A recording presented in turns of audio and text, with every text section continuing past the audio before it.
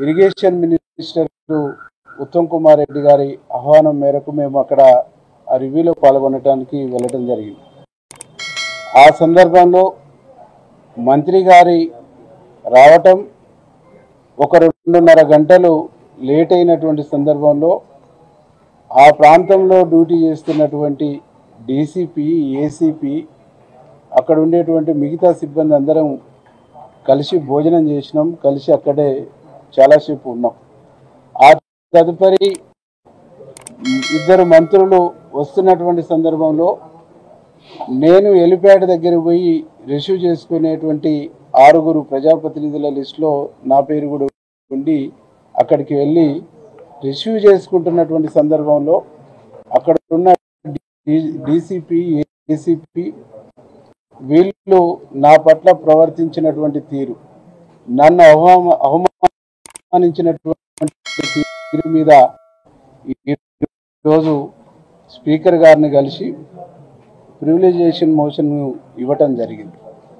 భారత రాజ్యాంగం article 21, article 94, article 19 ప్రకారంగా నా హక్కుల్ని నా విధుల్ని ఆటంకపరిచి నా హక్కుల్ని హరించిన దాన్ని నిరసనగా ఈరోజు వారిపైన చర్య తీసుకోవాలని చెప్పేసి నేను స్పీకర్ గారిని కోరటం జరిగింది. యాజ్ ఏ ప్రజాప్రతినిధిగా నా నియోజకవర్గ ప్రజల సమస్యల మీద నేను మాట్లాడటానికి వెళుతున్నప్పుడు నన్ను అవమానించడం ద్వారా, నన్ను ఆటంకపరచడం ద్వారా నా నియోజకవర్గాన్ని, నా నియోజకవర్గ ప్రజల్ని అవమానించినట్టుగా నేను ఫీల్ అవుతా ఉన్నాను. కాన్స్టిట్యూషన్లో ఇచ్చినటువంటి ఈ ఆర్టికల్స్ ప్రకారంగా ప్రజాప్రతినిధిని ఐడెంటిఫై చేసి వాళ్ళకు రక్షణ కల్పించి వాళ్ళను అన్ని విధాలుగా రక్షించడం కోసం మాత్రమే భారత రాజ్యాంగంలో ఈ సంబంధించినటువంటి ప్రోటోకాల్ సిస్టమ్ అనేటువంటిది పెట్టడం జరిగింది. ఈ ప్రోటోకాల్ని వైలెన్స్ చేయటం అనేటువంటిది ఒక విరేషం కాదు. ఈ రాష్ట్రంలో ఉండేటువంటి ఏ ఒక్క ప్రజాప్రతినిధి కూడా ఇట్లాంటి అవమానకరమైనటువంటి, ఇబ్బందికరమైనటువంటి, బాధపడేటువంటి, మానసికమైనటువంటి ఇబ్బందికి గురి చేసేటువంటి చర్యలు జరగొద్దు. అట్లాంటి చర్యలు జరగకుండా ఉండటానికి చర్యలు తీసుకోమని చెప్పేసి ఈరోజు మేము స్పీకర్ గారిని కోరటం జరిగింది. గత ప్రభుత్వ తాలూకు అనేక అవమానాల్ని, అనేక ఇబ్బందుల్ని, అనేక రకాల హింసల్ని కూడా ప్రజాప్రతినిధులు ఎదుర్కొన్నటువంటి ఒక సందర్భాన్ని కూడా మేము స్పీకర్ గారికి గుర్తు చేసినాం. గత తాలూకు భావాల్ని, గత తాలూకు విధానాల్ని ఇంకా పోలీసు వ్యవస్థ అట్లనే బతికిస్తుంది. దాన్ని సరిచేయాలి, సవరించాలి. సంబంధించినటువంటి బాధ్యులపైన చర్య, దానికి కానీ నిరసనగా ఈరోజు వారిపైన చర్య తీసుకోవాలని చెప్పేసి నేను స్పీకర్ గారిని కోరటం జరిగింది. యాజ్ ఏ ప్రజాప్రతినిధిగా నా నియోజకవర్గ ప్రజల సమస్యల మీద నేను మాట్లాడటానికి వెళుతున్నప్పుడు నన్ను అవమానించడం ద్వారా, నన్ను ఆటంకపరచడం ద్వారా నా నియోజకవర్గాన్ని, నా నియోజకవర్గ ప్రజల్ని అవమానించినట్టుగా నేను ఫీల్ అవుతా ఉన్నాను. కాన్స్టిట్యూషన్లో ఇచ్చినటువంటి ఈ ఆర్టికల్స్ ప్రకారంగా ప్రజాప్రతినిధిని ఐడెంటిఫై చేసి వాళ్ళకు రక్షణ కల్పించి వాళ్ళను అన్ని విధాలుగా రక్షించడం కోసం మాత్రమే భారత రాజ్యాంగంలో ఈ సంబంధించినటువంటి ప్రోటోకాల్ సిస్టమ్ అనేటువంటిది పెట్టడం జరిగింది. ఈ ప్రోటోకాల్ని వైలెన్స్ చేయటం అనేటువంటిది ఒక విరేషం కాదు.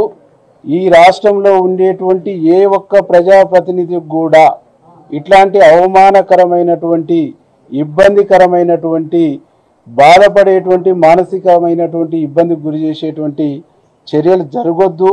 అట్లాంటి చర్యలు జరగకుండా ఉండటానికి చర్యలు తీసుకోమని చెప్పేసి ఈరోజు మేము స్పీకర్ గారిని కోరటం జరిగింది.